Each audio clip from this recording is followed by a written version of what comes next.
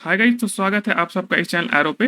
तो इस वीडियो में देखेंगे उन स्टॉक का जिसमें एफआईआई ने स्टेक इंक्रीज किया है, यानी कि उस स्टॉक में जिसमें एफआईआई ने बाइंग किया है। तो आगे इस वीडियो में मैं बताऊंगा कि रीजन क्या है कि एफआईआई जो बाई स्टॉक में बाई किया है उसी स्टॉक को हम लोग एनालाइज करने के लिए देख रहे हैं। साथ में देखेंगे उन स्टॉक का चार्ट जो कि यहाँ पे ब्रेकआउट हो चुका है या फिर ब्रेकआउट होने वाले हैं, ताकि हम लोग स्विंग ट्रेडिंग के लिए उन स्टॉक पर फोकस करके चल सके। तो आइए शुरू करते हैं इस वीडियो को। तो सबसे पहले समझते हैं कि हम लोग उस स्टॉक पर क्यों फोकस कर रहे हैं जिसमें एफआईआई ने यहाँ पे बाइंग किया है। तो यहाँ पे देखेंगे कि इस साइट पे यहाँ पे F I I D I trading activity बता रहा है, यानी कि कितना बाइंग और सेलिंग किया सितंबर के मंथ में यहाँ पे इस डाटा पे शो हो रहा है। ठीक है, तो हम लोग फोकस करेंगे सिर्फ एफ आई आई पे। एफ आई आई ने इस मंथ में अभी तक कितना बाई किया है। तो अगर यहाँ से स्टार्ट करते हैं 2 सितंबर से, तो यहाँ पे लगभग 1700 करोड़ का यहाँ पे बाइंग किया है। और देखेंगे अभी तक टोटल जो बाइंग है आपका 14,000 करोड़ का यहाँ पे बाइंग कर चुका है एफ आई आई। ठीक है, यानी कि एफ आई आई ने यहाँ पे 14,000 करोड़ का बाइंग किया है। जो सेलिंग किया है सिर्फ 2 दिन सेलिंग किया था, यानी कि 6 सितंबर को और 5 सितंबर को यहाँ पे इन्होंने 620 और 688 करोड़ का टोटल यहाँ पे सेलिंग किया था। बट अगर ग्रॉस भी देखेंगे यानी कि टोटल भी देखेंगे तो यहाँ पे देखेंगे 14,000 करोड़ का है।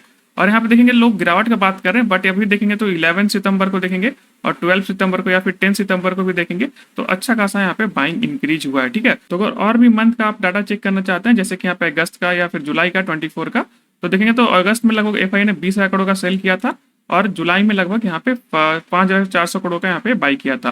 तो यहाँ पे देखेंगे इस मंथ अभी तक तो देखेंगे तो अच्छा खासा यहाँ पे बाइंग है। और अभी मंथ का जो हाफ ही मंथ कंप्लीट हुआ है, अगर आने वाले दिनों में अगर थोड़ा सा भी यहाँ पे और बाइंग करते हैं तो देखेंगे तो अच्छा खासा यहाँ पे नियरेस्ट अगर मंथ में देखेंगे तो अभी तक का हाईएस्ट बाइंग यहाँ पे आपको आते हुए दिखाई देगा।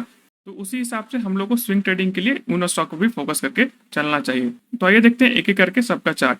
तो जो पहला स्टॉक है वो यहाँ पे एशियन ग्रेनिटो। तो अगर यहाँ पे देखेंगे तो मार्च में होल्डिंग था 1.36%, जो कि जून क्वार्टर में बढ़ के हो चुका है 2.71%। यहाँ पे देखेंगे यहाँ पे इंक्रीज हुआ एफ आई आई होल्डिंग। ठीक है, तो आइए देखते हैं इसका चार्ट। तो ये है एशियन ग्रेनिटो का वीकली चार्ट। अगर चार्ट पे देखेंगे तो यहाँ पे स्टॉक में हाई क्रिएट हुआ था लगभग 2018 का। तो अगर यहाँ पे देखेंगे तो यहाँ पे भी 2021 में 2020-21 में यहाँ पे एक हाई क्रिएट हुआ था, यानी नियरेस्ट हाई देखेंगे तो यहाँ पे ही क्रिएट हुआ था। उसके बाद देखेंगे तो यहाँ पे जो है ब्रेकआउट आते हुए दिखाई दिया है। तो ब्रेकआउट को पहचानने के लिए सिंपली क्या करना है, यहाँ पे एक सिंपल सा ट्रेंड लाइन को प्लॉट करेंगे, जो कि इस तरह से एक ट्रेंड लाइन यहाँ पे ड्रॉ किए हैं। और यहाँ पे देखेंगे तो फाइनली ब्रेकआउट आते हुए दिखाई दे रहा है, जो कि 19 अगस्त के यहाँ पे जो कैंडल है इस पर ब्रेकआउट आते हुए दिखाई दिया है। तो चार्ट में देखेंगे तो यहाँ से क्लियर कट आपको रिवर्सल आते हुए दिखाई दिया है। तो यह है वीकली चार्ट। अगर वीकली चार्ट को देखेंगे तो ब्रेकआउट आ चुका है, लेकिन अगर डेली चार्ट देखेंगे तो डेली में देखेंगे तो जो यहाँ पे ब्रेकआउट होने के बाद स्टॉक में तेजी बना था, यहाँ पे जो सपोर्ट क्रिएट हुआ है, जो नवंबर 23 का जो यहाँ पे एक हाई लगा था नियरेस्ट, वहां पे देखेंगे तो उसी पे यहाँ पे आके रुकते हुए दिखाई दिया है। जो चार्ट है यहाँ से वापस से अगर पुल बैक लेता है, यानी कि स्टॉक यहाँ से वापस से चलते हुए दिखाई देगा, इस तरह से कुछ चलते हुए दिखाई देगा, तो आपको आने वाले दिनों में एक अच्छा रिटर्न बना के देगा। तो ये था डेली चार्ट। और अगर इसका टारगेट की बात करें तो जो अगर वीकली बेसिस पे टारगेट देखते हैं हम लोग, तो जो पहला टारगेट आता है तो लगभग 192 का यहाँ पे आता है, जो कि 121% यहाँ पे आते हुए दिखाई देगा। अगर स्टॉप लॉस का बात करें तो अगर वीकली बेसिस करेंगे तो इस लेवल के नीचे हम लोग लगा सकते हैं, यानी कि यहाँ पे 14 से 15% का एसएल यहाँ पे दिखाई दे रहा है। अगर दूसरा टारगेट की बात करें, अगर ये इस स्टॉक अगर इससे भी ऊपर निकल के जाता है तो जो दूसरा टारगेट होगा, ये जो हाई लगा है 383 का, अगर वहां तक बात करें तो 341% का यहाँ पे रिटर्न बनते हुए दिखाई देगा। ये था पहला स्टॉक। आइए देखते हैं दूसरा स्टॉक। तो जो दूसरा स्टॉक है वो है आपका फीएम इंडस्ट्री। अगर फीएम इंडस्ट्री का शेयर होल्डिंग पैटर्न देखेंगे तो यहाँ एफआईआई का लगभग मार्च में 1.99% था, जो कि अब बढ़ के 3.41% यहाँ पे होते हुए दिखाई दे रहा है। तो यहाँ पे देखेंगे तो जो स्टेक है यहाँ पे इंक्रीज करते हुए दिखाई दिया है। तो आइए देखते हैं इसका चार्ट और समझते हैं कि कहाँ पे हमें मौका मिलता है बाइंग करने के लिए। तो ये है पीएम इंडस्ट्री का डेली चार्ट। तो अगर डेली चार्ट पे देखेंगे तो इस लेवल का यहाँ पे ब्रेकआउट आते हुए दिखाई दे रहा है। तो यहाँ पे जो ब्रेकआउट लेवल था यहाँ पे 1400 के ऊपर यहाँ पे ब्रेकआउट लेवल था, जो कि स्टॉक यहाँ पे ब्रेकआउट हुआ और स्टॉक अभी अप ट्रेंड में है। उसके पहले अगर समझने की कोशिश करते हैं तो यहाँ पे एक हाई लगा था जनवरी 2024 में। उसके बाद देखेंगे तो यहाँ पे वापस से रेजिस्टेंस क्रिएट किया, जो कि 26 फरवरी को था। तो अगर यहाँ पे देखेंगे तो स्टॉक मल्टीपल टाइप यहाँ पे ब्रेकआउट होने की कोशिश किया, बट ब्रेक नहीं कर पाया, लेकिन फाइनली जो है यहाँ पे ब्रेकआउट हुआ है। लेकिन अभी क्या देख रहे हैं कि स्टॉक अप ट्रेंड में है। तो अगर स्टॉक अप ट्रेंड में है तो हम लोग बाई कैसे कर सकते हैं, तो सबसे पहले देखेंगे कि कोई नियरेस्ट सपोर्ट है कि नहीं। तो सबसे पहले जो सपोर्ट दिख रहा है लगभग 1595 रुपए का दिख रहा है। तो अगर स्टॉक यहाँ तक आता है तो जरूर बाई करने के लिए देख सकते हैं। ठीक है, या फिर दूसरा तरीका है कि हम लोग ईएमए का इस्तेमाल करेंगे, यानी कि एक्सपोनेंशियल मूविंग एवरेज, जो कि 20 डे का हम लोग इस्तेमाल करेंगे, क्योंकि नियरेस्ट जो है आपका 20 डे ही आते हुए दिखाई देगा। तो देखिए 20 डे का जो नियरेस्ट मूविंग एवरेज है आपका 1560 या 1570 के आसपास है, यानी कि 1570 रुपए का आसपास आता है, तो यहाँ तक आता है तो जरूर बाई करने के लिए देख सकते हैं। या फिर अगर इस सपोर्ट तक आता है यानी कि 1600 के आसपास या 1595 के आसपास, तो यहाँ पे बाई करने के लिए देख सकते हैं। तो ये था दूसरा स्टॉक जो कि था पीएम इंडस्ट्री। आइए देखते हैं तीसरा चार्ट। तो जो तीसरा स्टॉक है वो है आपका जेटीएल इंडस्ट्री। तो अगर होल्डिंग देखेंगे तो जो जून क्वार्टर में था यहाँ पे 5.82% था, यहाँ पे स्टेक था 5.82% था, जो कि अब बढ़ के जुलाई में देखेंगे तो 10% के आसपास है। अगर यहाँ पे देखेंगे तो 50% यहाँ पे जंप है। अगर यहाँ पे देखेंगे तो काफी ज्यादा यहाँ पे स्टेक उन्होंने यहाँ पे बाई किया, जो कि यहाँ पे 10% हो चुका है। तो आइए देखते हैं इसका चार्ट। ये है जेटीएल इंडस्ट्री का डेली चार्ट। अगर डेली चार्ट को देखेंगे तो स्टॉक में यहाँ पे एक हाई लगा था, लगभग 270 रुपए के आसपास हाई लगा था। उसके बाद स्टॉक में देखेंगे तो यहाँ से काफी गिरावट है, जो कि स्टॉक को यहाँ तक लगभग 175 रुपीज तक का स्टॉक गया। उसके बाद देखेंगे तो स्टॉक में रिवर्सल आया और वापस एक यहाँ पे एक जोन क्रिएट किया, जो कि यहाँ पे वापस एक नियरेस्ट हाई मई 24 में क्रिएट किया, उसी को यहाँ पे एक रेजिस्टेंस के तौर पे रिएक्ट करते हुए दिखाई दे रहा है। अगर हम लोग इस लाइन को एक्सटेंड भी कर देते हैं तो यहाँ से जो मेजर फॉल आया था तो यही अब रेजिस्टेंस के तरह रिएक्ट करते हुए दिखाई दे रहा है। फिलहाल क्या देखेंगे कि स्टॉक यहाँ से टकरा के स्टॉक वापस से नीचे जाते हुए दिखाई दिया है। तो अगर इस स्टॉक का बात करें तो फिलहाल हम लोग को वेट करना होगा ब्रेकआउट का, जो कि 240 के ऊपर अगर निकलता है स्टॉक, यानी इस लेवल के ऊपर निकलता है और इसी के ऊपर रुकता हुए दिखाई देगा, तब यहाँ पे बाइंग करने के लिए देख सकते हैं। जो इसका पहला टारगेट होगा यहाँ पे आपका इस लेवल के आसपास होगा, जो कि 270 जो इसका हाई है यहाँ तक आपको जाते हुए दिखाई देगा। तो अगर यहाँ से देखेंगे तो स्टॉक में लगभग आपका जो टारगेट बनता है लगभग 13% का बनता है, और स्टॉप लॉस का बात करें तो लगभग 4 से 5% का यहाँ पे बनते हुए दिखाई दे रहा है। और अगर स्टॉक इस हाई को ब्रेक कर देता है, यानी कि जो ये 270 का लेवल है, तो आने वाले दिनों में यहाँ से और तेजी बनते हुए दिखाई देगा। तो ये था आपका तीसरा स्टॉक जो कि था जेटीएल इंडस्ट्री। आइए देखते हैं आप चौथा स्टॉक। तो फोर्थ स्टॉक है वो आपका कामधेनु इंडस्ट्री। तो अगर यहाँ पे देखेंगे एफआईआई होल्डिंग तो लगभग 4% था मार्च में, और जून में देखेंगे तो यहाँ पे 6% हो चुका है, यानी कि आप यहाँ पे भी देखेंगे तो लगभग 50% जंप है यहाँ पे शेयर होल्डिंग पैटर्न में। ठीक है, तो यहाँ पे भी देखेंगे तो लगभग अच्छा खासा इन्होंने बाई किया है स्टेक। तो आइए देखते हैं इसका चार्ट।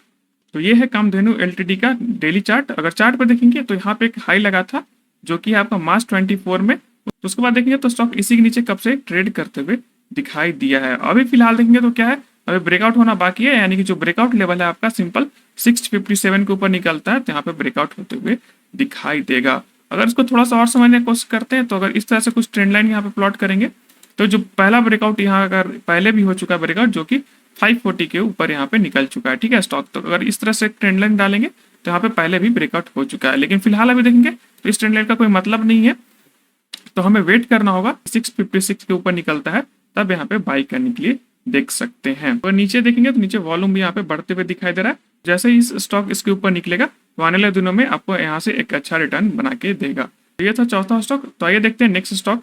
तो जो पांचवा स्टॉक है वो है आपका आरआर काबेल। तो अगर यहाँ पे शेयर होल्डिंग पैटर्न देखेंगे तो जो मार्च क्वार्टर में था लगभग 4.16% था, जो कि यहाँ पे देखेंगे आप जून में हो चुका है 6.54%। यहाँ पे देखेंगे ऑलमोस्ट यहाँ पे भी 50% यहाँ पे जो यहाँ पे बाइंग किया है एफआईआई ने, तो यहाँ पे भी एक अच्छा मोमेंटम बनते हुए स्टॉक पे दिखाई देगा।